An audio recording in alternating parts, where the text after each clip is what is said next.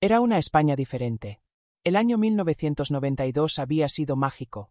Barcelona brillaba con los Juegos Olímpicos, Sevilla deslumbraba con la Expo, y el país entero vivía una transformación histórica. España se modernizaba, se abría al mundo, y parecía que todo era posible. En los pueblos valencianos, la vida transcurría apacible. Las familias se conocían entre sí, los jóvenes salían sin mayor preocupación, y los padres confiaban en que sus hijos estaban seguros, pero la noche del 13 de noviembre de 1992 cambió todo esto para siempre. 3 nombres se grabarían en la memoria colectiva española: Miriam García Iborra, Antonia Gómez Rodríguez y Desiree Hernández Foltz. 3 adolescentes de 14 y 15 años que salieron a bailar y nunca regresaron a casa. Este no es solo un caso criminal. Es la historia de cómo España perdió su inocencia, de cómo un país entero descubrió que el mal podía acechar incluso en los lugares más seguros. Es la historia del caso Alcacer. Durante la próxima hora, recorreremos cada detalle de esa fatídica noche, cada momento de angustia de las 75 días de búsqueda, y cada pista que llevó al descubrimiento más terrible. Este es un caso que, más de 30 años después, sigue generando preguntas, controversias y dolor. Prepárate para sumergirte en el misterio más impactante de la España moderna. Capítulo 1. La España de 1992 y el contexto social. 4 a 12. El país en transformación. Para entender la magnitud del impacto del caso Alcacer, debemos situarnos en el contexto de la España de principios de los años 90. 1992 había sido el Annus Mirabilis español. Los Juegos Olímpicos de Barcelona habían mostrado al mundo una España moderna, eficiente y próspera. La Exposición Universal de Sevilla había atraído a millones de visitantes. Madrid había sido capital europea de la cultura. El país vivía un momento de euforia colectiva, la sociedad valenciana. La comunidad valenciana participaba de este optimismo. Valencia ciudad se modernizaba, y los pueblos de su área metropolitana crecían y prosperaban. Era una sociedad que comenzaba a experimentar libertades que habían estado restringidas durante décadas. Los jóvenes de principios de los 90 eran la primera generación que crecía en plena democracia, sin las restricciones del franquismo. Las discotecas, la música, la moda internacional, todo formaba parte de una juventud que quería vivir intensamente. La cultura de la movida y las discotecas. Las discotecas se habían convertido en el centro de la vida social juvenil. No eran solo lugares para bailar. Eran espacios de socialización, de encuentro, donde los jóvenes de diferentes pueblos se conocían y compartían experiencias. La Ruta del Bacalao valenciana estaba en su apogeo.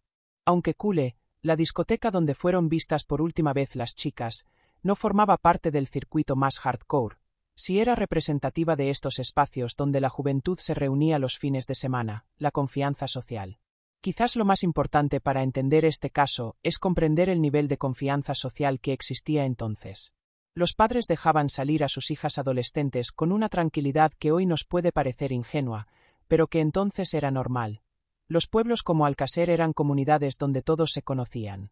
Los niños jugaban en las calles hasta tarde, las casas se dejaban abiertas, y la idea de que algo terrible pudiera pasarle a unos adolescentes en una discoteca cercana era simplemente impensable. Los medios de comunicación en 1992. La prensa de 1992 era muy diferente a la actual. No existía Internet, las redes sociales eran impensables, y la información se movía mucho más lentamente. La televisión tenía pocos canales, y los casos criminales no recibían la cobertura exhaustiva que conocemos hoy. Esto es importante porque explica por qué el caso Alcacer tardó en obtener atención mediática masiva, y por qué, cuando la obtuvo, el impacto fue tan devastador. Alcacer en 1992 era un municipio de la comarca de L. Horta Sud, en Valencia, con aproximadamente 7.000 habitantes. Situado a unos 20 kilómetros de la capital valenciana, era el típico pueblo que había crecido durante el boom económico de los años 80. Sus calles mezclaban la arquitectura tradicional valenciana con nuevas construcciones. Tenía todo lo necesario para una vida tranquila: colegios, comercios, bares, y una plaza mayor donde se concentraba gran parte de la vida social. La vida cotidiana. La rutina en Alcacer seguía patrones muy establecidos. Durante la semana, los adultos trabajaban en Valencia o en empresas locales, mientras los jóvenes acudían al instituto.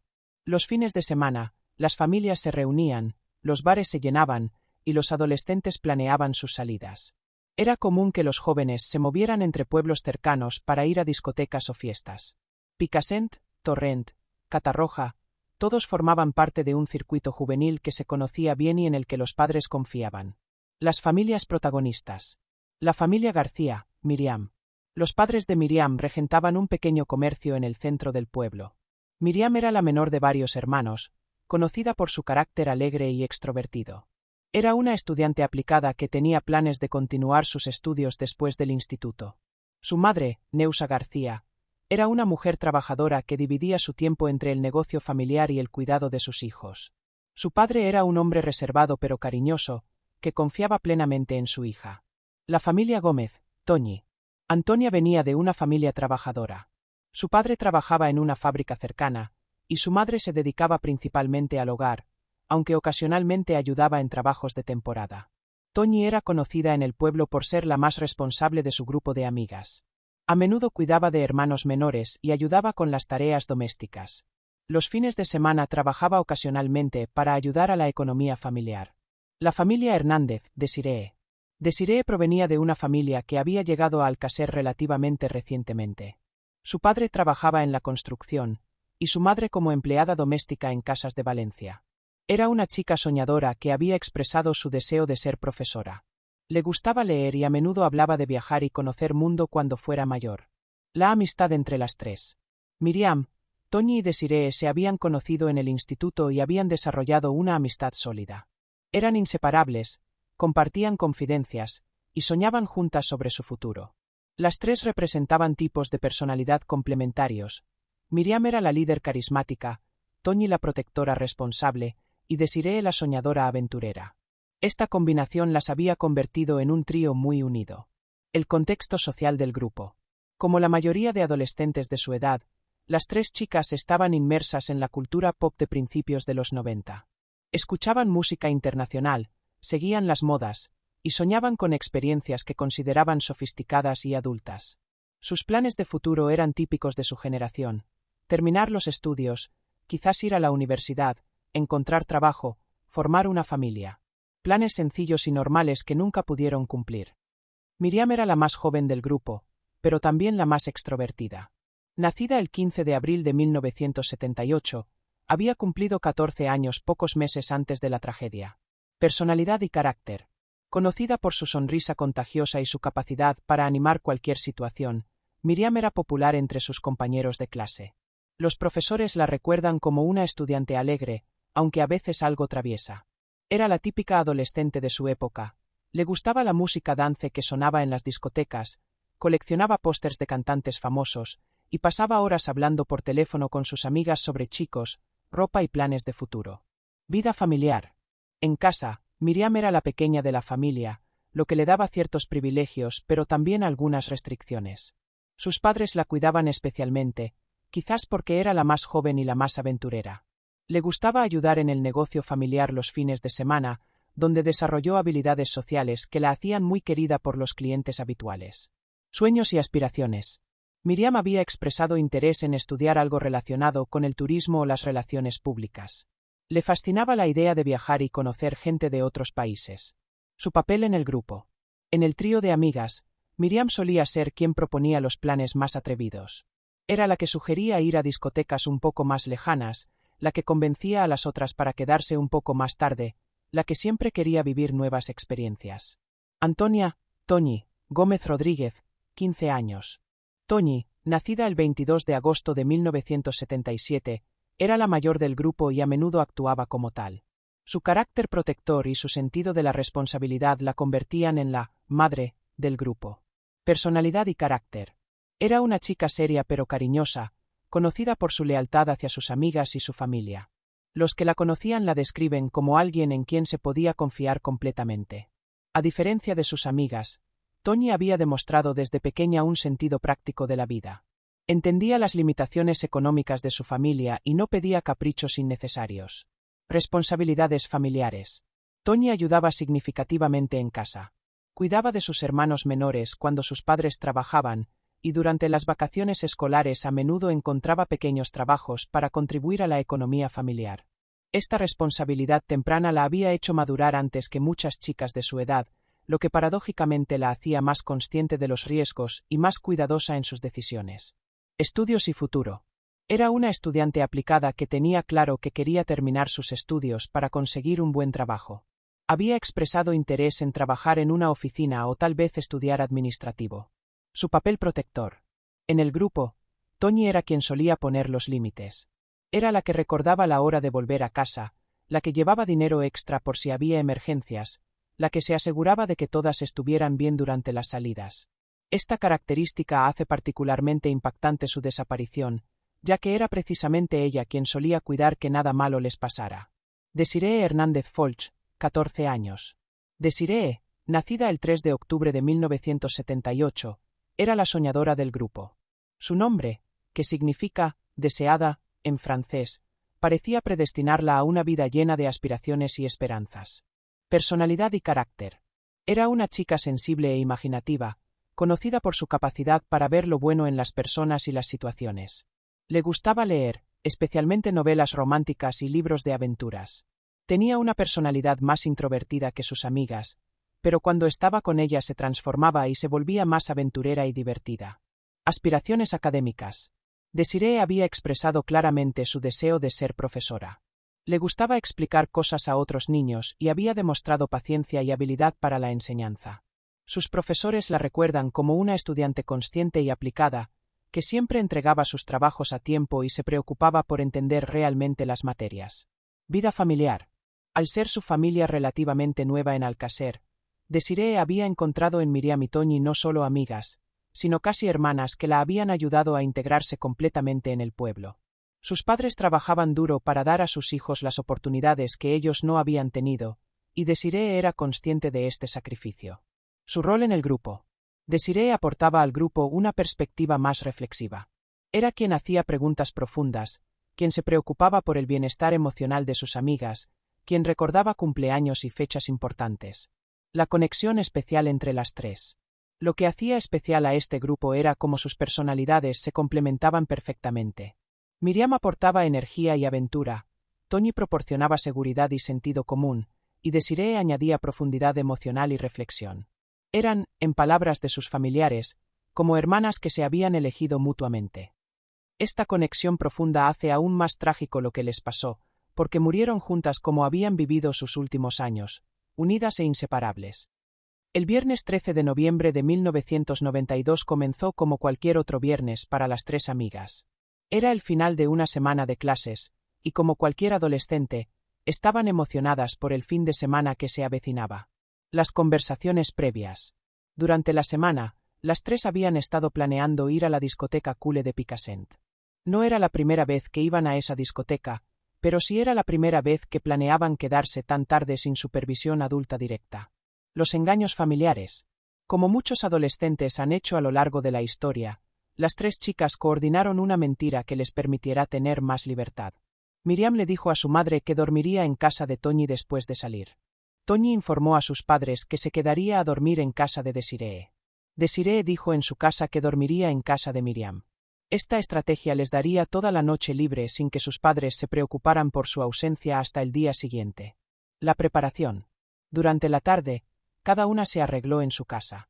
La moda de principios de los años 90 marcaba el estilo: vaqueros ajustados, camisetas ceñidas, chaquetas de cuero o cazadoras vaqueras, y el maquillaje característico de la época.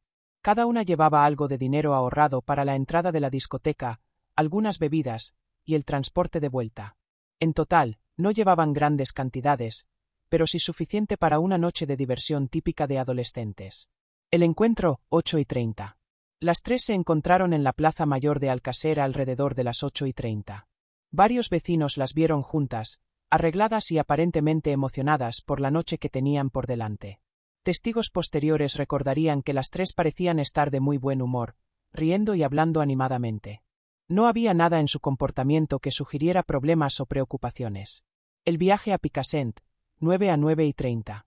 Para llegar a Picassent, las chicas tomaron el autobús regular que conectaba los pueblos de la zona.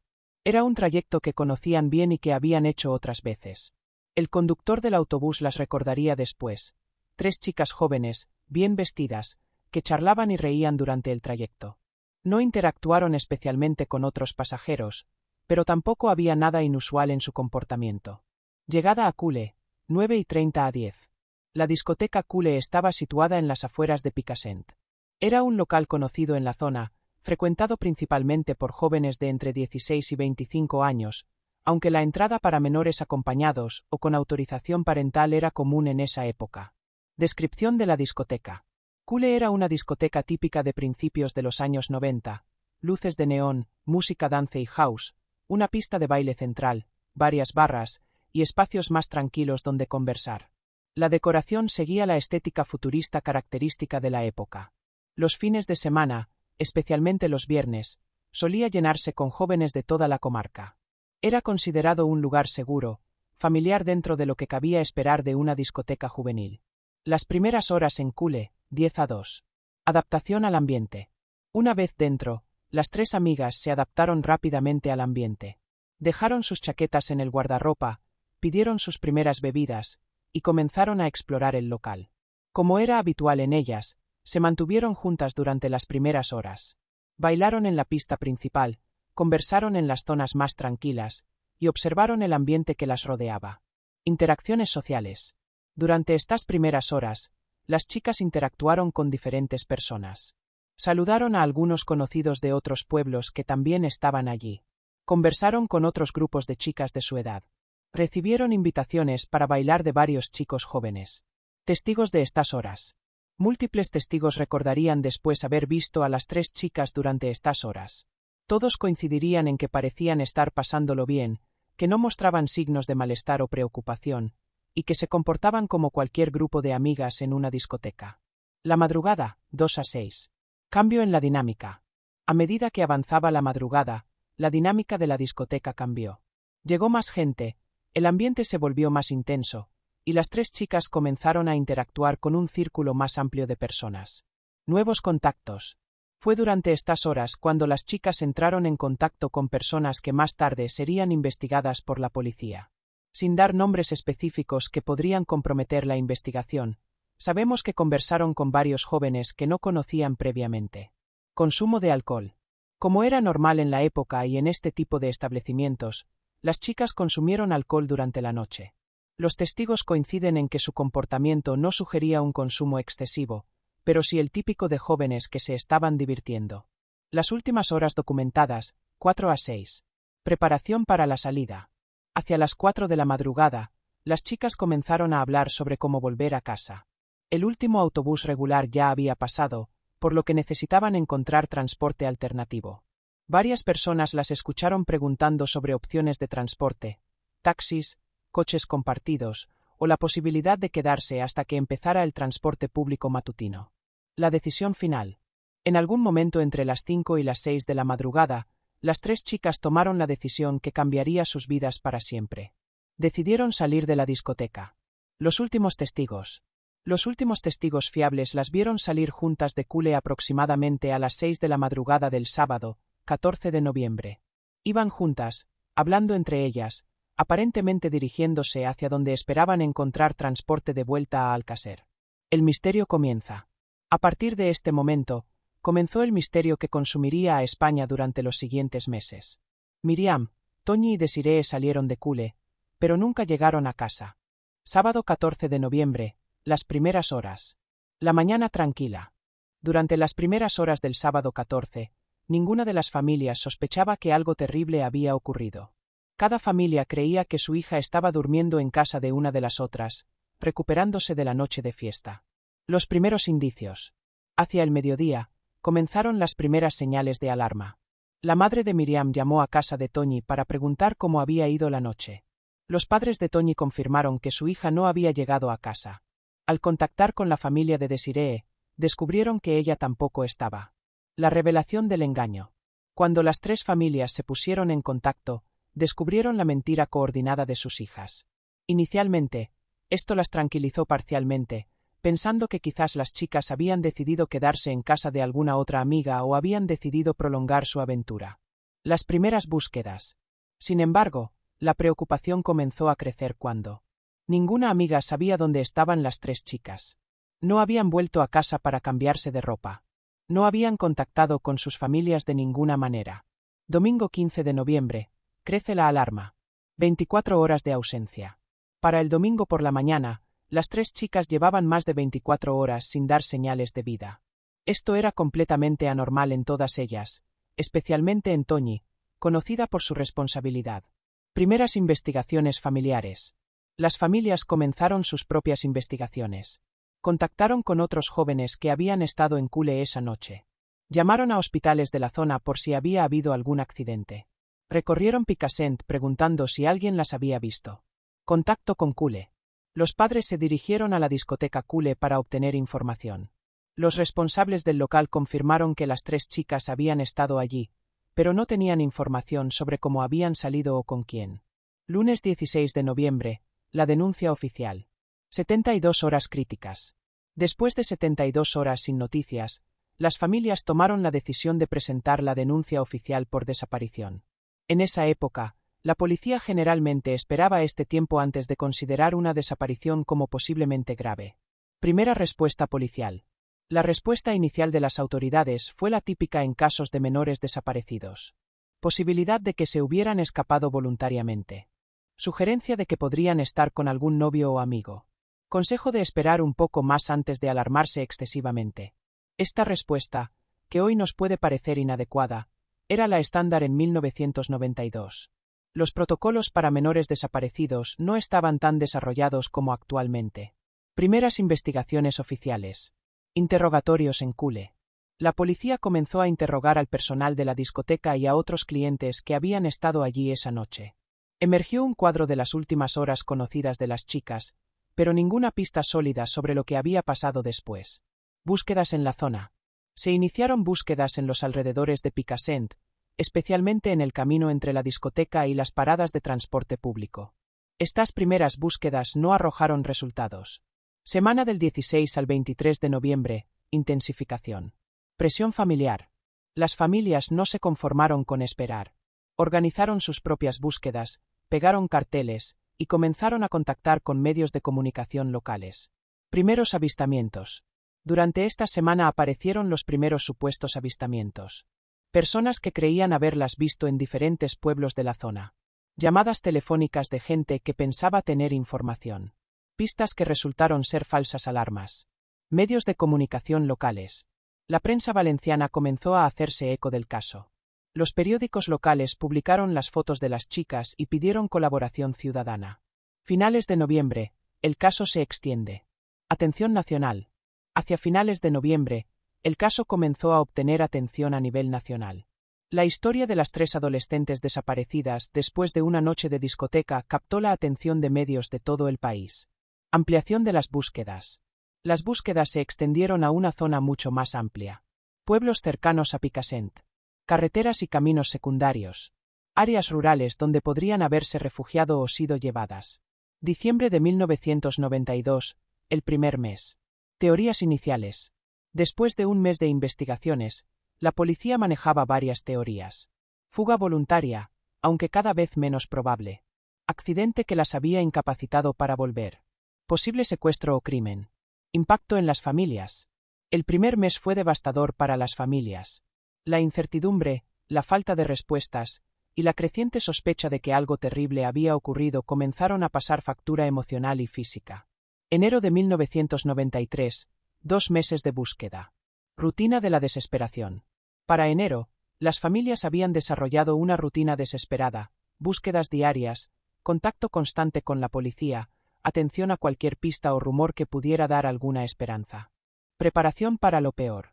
Aunque nadie lo decía abiertamente, todos comenzaban a prepararse psicológicamente para la posibilidad de que las chicas estuvieran muertas. Después de 75 días de angustia, búsquedas desesperadas, y esperanzas que se desvanecían día a día, llegó la noticia que todos temían pero que, de alguna manera, esperaban. Era miércoles, 27 de enero de 1993. Los cazadores. 2 cazadores, José Antonio Martínez y su hijo, habían salido temprano esa mañana a una zona conocida como La Romana, en el término municipal de Tous, a unos 70 kilómetros de Alcácer. La Romana era una zona de difícil acceso, caracterizada por su terreno accidentado, vegetación espesa y relativo aislamiento. No era un lugar al que se llegara por casualidad, Había que conocerlo y tener motivos específicos para ir allí. El descubrimiento. Hacia las 10:30 de la mañana, los cazadores detectaron un olor extraño en una zona particularmente apartada. Al investigar, encontraron restos humanos en estado de descomposición avanzada. Inmediatamente se dieron cuenta de la gravedad del hallazgo y contactaron con las autoridades sin tocar nada de la escena. La respuesta policial. En pocas horas, La Romana se convirtió en una escena del crimen masiva. Llegaron Policía Nacional, Guardia Civil, médicos forenses, técnicos en criminalística, fotógrafos judiciales. El perímetro de seguridad. Se estableció un perímetro de seguridad amplio alrededor del hallazgo. La zona fue acordonada y se inició un proceso de investigación forense que duraría varios días. Las primeras confirmaciones. Los médicos forenses trabajaron meticulosamente durante todo el día. Hacia las primeras horas de la tarde, llegaron las confirmaciones preliminares que todos temían. Se trataba de 3 cuerpos. Todas eran mujeres jóvenes. La antigüedad de los restos coincidía con el tiempo transcurrido desde la desaparición. La identificación. El proceso de identificación formal llevaría más tiempo, pero las evidencias circunstanciales eran abrumadoras. La ropa encontrada coincidía con las descripciones de lo que llevaban las chicas esa noche. La edad aparente de los restos. El número de víctimas. La zona donde fueron encontradas. La notificación a las familias. La tarde del 27 de enero fue una de las más oscuras en la historia de Alcácer. Uno por uno, representantes de las fuerzas del orden se dirigieron a las casas de las 3 familias para comunicarles la noticia que habían estado temiendo durante 75 días. La reacción familiar. Las reacciones fueron devastadoras pero también, en cierto modo, liberadoras. Después de más de 2 meses de incertidumbre, de esperanzas que se alzaban y se desplomaban diariamente, finalmente había una respuesta, aunque fuera la peor posible. La madre de Miriam se desplomó al recibir la noticia. Los padres de Toñi pidieron ver inmediatamente el lugar. La familia de Desiree entró en shock profundo. El estado de los cuerpos, información forense. Sin entrar en detalles gráficos por respeto a las víctimas y sus familias, los forenses determinaron información crucial. Las 3 habían sido asesinadas. Habían sufrido violencia extrema. Había evidencias de agresión sexual. La muerte había ocurrido poco tiempo después de su desaparición. La escena del crimen. La Romana presentaba características que complicarían enormemente la investigación. Era una zona de difícil acceso que requería conocimiento local. El terreno había estado expuesto a elementos climáticos durante 75 días. La vegetación y los animales habían alterado potencialmente evidencias. No había testigos ni cámaras de seguridad en la zona. Primeras hipótesis forenses. Los investigadores comenzaron a desarrollar las primeras hipótesis basadas en la evidencia física. Las víctimas habían sido llevadas a La Romana poco después de su desaparición. El lugar había sido elegido específicamente por su aislamiento. Los perpetradores conocían la zona. Se trataba de un crimen planificado, no de un encuentro casual. 28 de enero, la confirmación oficial. Identificación definitiva. El 28 de enero, las autoridades confirmaron oficialmente lo que ya todos sabían. Los cuerpos encontrados en La Romana eran efectivamente los de Miriam García Iborra, Antonia Gómez Rodríguez y Desiree Hernández Foltz. La rueda de prensa. Las autoridades ofrecieron una rueda de prensa que fue seguida por medios de comunicación de todo el país. Se proporcionó información limitada por respeto a las familias y para no comprometer la investigación, pero se confirmó que se trataba de un triple asesinato. El impacto nacional. La confirmación del hallazgo tuvo un impacto inmediato en toda España. Los medios nacionales enviaron equipos a la zona. El caso pasó a primera página de todos los periódicos. La televisión interrumpió su programación regular para dar la noticia. España entera se conmocionó ante la brutalidad del crimen. El funeral y el duelo. Los preparativos. Las familias, con el apoyo del Ayuntamiento de Alcácer y la Diócesis de Valencia, organizaron un funeral conjunto para las 3 amigas. Era importante para las familias y para el pueblo que las 3, que habían vivido unidas, fueran también despedidas juntas. 31 de enero, el funeral. El 31 de enero de 1993, 4 días después del hallazgo, se celebró el funeral en la iglesia de Alcácer. Fue un evento que paralizó no solo al pueblo, sino a toda la comunidad valenciana. Miles de personas se congregaron en Alcácer. Representantes políticos de todos los niveles asistieron. Los medios de comunicación cubrieron el evento masivamente. España entera siguió el funeral por televisión. El mensaje del duelo. El funeral se convirtió en algo más que una despedida. Fue una declaración colectiva de que España no toleraría este tipo de violencia contra sus jóvenes. Los discursos pidieron justicia, pero también reflexión sobre cómo proteger mejor a la juventud. Alcácer después del hallazgo. Un pueblo transformado. El hallazgo transformó para siempre Alcácer. De ser un pueblo tranquilo donde nunca pasaba nada, se convirtió en el símbolo nacional de la vulnerabilidad de los jóvenes y de la existencia del mal incluso en los lugares más seguros. El inicio de la caza. Con la confirmación de que se trataba de un triple asesinato, comenzó oficialmente la mayor investigación criminal que España había conocido hasta ese momento. La pregunta ya no era dónde estaban Miriam, Toñi y Desiree, sino quién las había matado y por qué. El legado del hallazgo. El descubrimiento en La Romana marcó el final de una fase del caso Alcácer, pero el comienzo de otra aún más compleja. Las familias tenían ahora la certeza terrible de la muerte de sus hijas, pero también la esperanza de que se haría justicia. Cierre del primer vídeo. España había perdido su inocencia. 3 nombres se habían grabado para siempre en la memoria colectiva, no solo como víctimas, sino como símbolos de una sociedad que descubría que el mal podía acechar incluso a sus miembros más vulnerables e inocentes. En nuestro próximo vídeo, analizaremos cómo la investigación policial se intensificó después del hallazgo, las detenciones que siguieron, el juicio que dividió opiniones, y las controversias que aún hoy, más de 30 años después, mantienen vivo el debate sobre el caso Alcácer. Porque esta historia no terminó en La Romana. En muchos sentidos, apenas comenzaba. El hallazgo de los cuerpos de Miriam, Toñi y Desiree en La Romana marcó el final de 75 días de angustia para sus familias, pero también el comienzo de una investigación que dividiría opiniones y generaría controversias que perduran hasta hoy. Más de 30 años después, España había perdido su inocencia. Un país que se creía seguro, moderno y civilizado, descubrió que el mal más absoluto podía acechar incluso a sus miembros más vulnerables e inocentes. 3 nombres se grabaron para siempre en nuestra memoria colectiva, no solo como víctimas de un crimen atroz, sino como símbolos de una sociedad que tuvo que enfrentar sus peores pesadillas, pero esta historia está lejos de terminar aquí. En nuestro próximo vídeo, te sumergirás en la investigación más intensa de la historia criminal española. Conocerás a Miguel Ricart, el primer detenido que confesó los crímenes, y a Antonio Anglés, el fugitivo que se convirtió en el hombre más buscado de España. Analizaremos el juicio del siglo que paralizó al país, las controversias que surgieron después, y las teorías alternativas que sugieren que la historia oficial podría no ser toda la verdad. ¿Fue realmente solo obra de 2 jóvenes? ¿Hubo más personas implicadas? ¿Por qué Anglés nunca fue capturado? ¿Qué secretos se ocultan detrás del caso más mediático de España? Te aseguro que lo que vas a descubrir en el próximo vídeo te va a impactar tanto como lo que acabas de ver. Si esta investigación te ha parecido interesante y quieres conocer toda la verdad sobre el caso Alcácer, hay varias cosas que puedes hacer ahora mismo.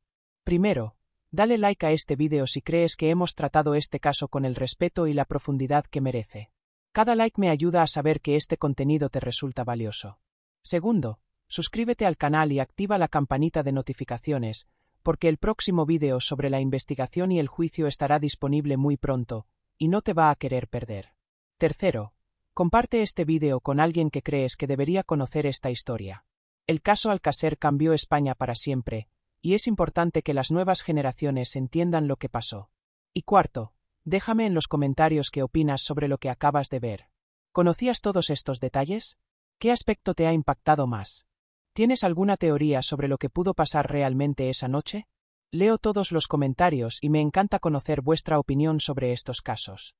Antes de terminar, quiero recordar que detrás de esta historia hay 3 familias que perdieron a sus hijas de la manera más terrible. Miriam, Toñi y Desiree no eran solo víctimas de un caso criminal, eran hijas, hermanas, amigas con toda una vida por delante.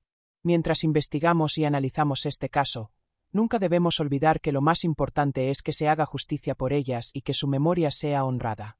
Nos vemos en el próximo vídeo, donde continuaremos esta investigación que cambió España para siempre. Hasta entonces, cuídate mucho.